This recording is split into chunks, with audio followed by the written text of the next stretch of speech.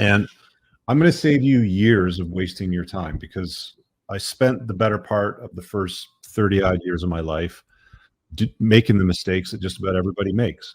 Um, I don't know. When did I start working? I think I was about 9 years old, maybe eight or something. Paper route. My dad said, because I wanted an allowance because all my friends got an allowance and, they were getting 25 cents, 50 cents a week. Obviously dating myself. Yes, I'm a seasoned gentleman, a little bit older, but yeah, he wasn't about that. And he's like, yeah, if you want to make some money, then go out and make it. Shovel driveways, cut grass, go deliver papers. And he set me up with this route. And I remember very vividly, they were paying like half a cent per delivery to the house. Uh, I didn't think it was possible to get half a cent for doing something, but literally from walking from one house to another house, from one door to another, they paid half a cent to drop that thing on their front porch. So I started early. I think I got my first part-time job in high school, or leading up to it, probably grade 8, grocery store, bagging, carry-out boy, getting shopping carts and stuff like that. And they were paying about $2.65 an hour. So these are all hourly gigs, right? And the plan at the time was, you would do these things, but you didn't have any expenses as a kid. You didn't have to pay for food or rent or mortgages or utilities or any of these things. You just made the money, you kept it. Only I didn't because my parents forced me to pay rent by the time I was about 15. They called it rent, but it was more of a contribution to the household. At the end of the day, they gave me some money as a small down payment towards my first house. So I probably got everything back that I paid them in my teen years. So, it's a wash in that sense. But at the end of the day, yeah, I didn't really have that much left over, but it did pile up. And then this notion of, oh, now I've got some money starting to accumulate, whether it was $100 and you get to your first $100, you get to your first $1,000, you get to your first $2,000, and so on and so forth. Then, the notion of wealth being created starts to conjure up ideas in your head. And that's not really how it works out though, right? Because even as I progress through making more and more hourly, and as you make more and more here in Canada, they tax you on a sliding scale. So the lowest tax rate, I think it's under 35,000 right now, maybe 40,000 or something like that. It was probably closer to 26 or 28,000 when I was a young man. The lowest tax rate, they barely tax you. You pay almost nothing in taxes, and they start to stack the tax rate higher and higher the more you make more money. So, that was like one of the first red pilling moments for me. Unplugging from those lies was, yeah, chase excellence and make more money, and you'll always have more money. Only you didn't, because the more money you made, the more they would tax you, which is funny as hell because I'm the guy that says chase excellence, not women. But the government itself, the way that they've structured the taxation system, is they've structured it in such a way that they discourage you from chasing excellence, because the more money you make, the more money you pay in taxes. So you arguably have to work harder. And I mean, there's ways to work smarter, obviously, but you have to work harder to earn more of that money and keep it and deal with it in a more intelligent way as you start to accumulate it. So I guess by my 20s, I started to realize, I had more than one car at that time. I'd gone through a couple of cars. I was probably on my second or third motorcycle by then. I was riding sport bikes. So summertime was sport bikes. Wintertime, I had a car. Car was usually a piece of shit. The sport bikes was, where all the fun was had. And I think I was in England for 4 or 5 months because my parents went back. I was about 21, 22 or something like that. Didn't like it there. And I came back to Canada, got another job. Job, by the way, is an acronym. JOB stands for just over broke. Never forget that. Whenever you go out there and you get a job anywhere, it's engineered, and I think more so today than any other time in history, because you can go back to my granddad's era and my great granddad's era, and for them, they had a very, very nice life, comparatively speaking to today's, inflation adjusted, with a nice house paid off for, a family, everything was taken care of. My Nana on my dad's side, so my grandmother in the UK would have stayed home. She didn't work. Great grandfather as well. So, arguably back then, you could have a job. You'd stay with the same company. Like my granddad, for example, he worked with the Royal Air Force for pretty much forever. And then when he did his his time and he was able to get out and retire and get his pension, he started doing random things. He opened up a pub and a few other things like that. But they lived quite well back then, comparatively speaking to today. So having a job, again, just over broke, is really just over broke today. There are certain jobs that do pay well. I'll be completely honest with you, and I'll get into paths that create wealth in a moment. But for example, I do a lot of private consults. If you guys are interested, you can find my stuff on the website at richcooper.ca. But my rate's quite high. So the kind of guys that I deal with are usually entrepreneurs, tech guys, engineers, lawyers, doctors, athletes. I've even dealt with some politicians and B and C level, like actors and stuff like that. And one of the things that became quite noticeable when you're dealing with these guys is the way that they structure their lives and manage their money and their cash flow and everything sort of tied around that is exponentially different. Like an engineer, for example, that might work at one of the FANG companies. If you don't know what FANG is, it's like what is it? Facebook, Amazon, Apple, Netflix, Google. It's FAANG. It's a common acronym known in the tech world. And some of these guys, they'll make $800,000, $900,000 a year, like as an employee having a job, like a job.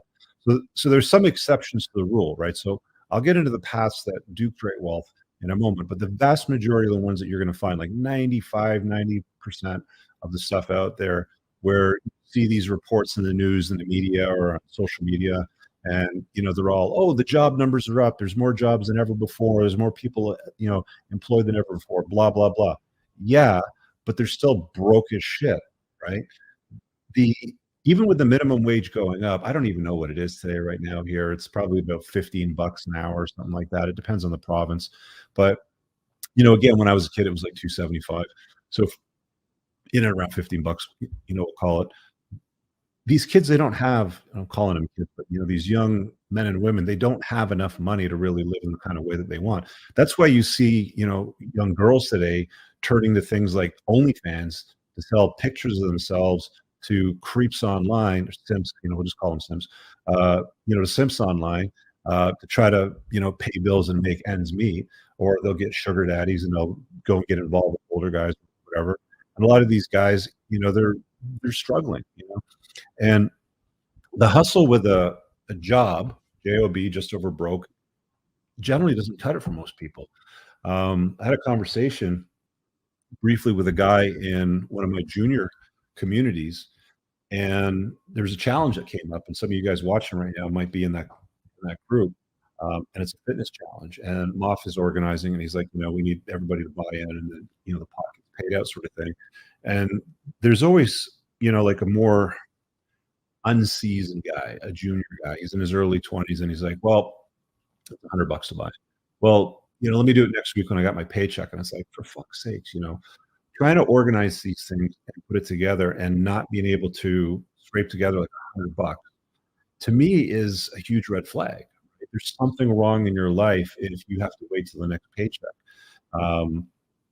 If somebody says to me that's in one of my more senior tiers where guys are seasoned, or should at least be seasoned and have their life sorted out, they're into their 30s and 40s, and they say something like, yeah, I want to come to your conference, Rich, but I gotta wait till like November 10th or something like that. I'll grab a ticket then. It's like, wrong room.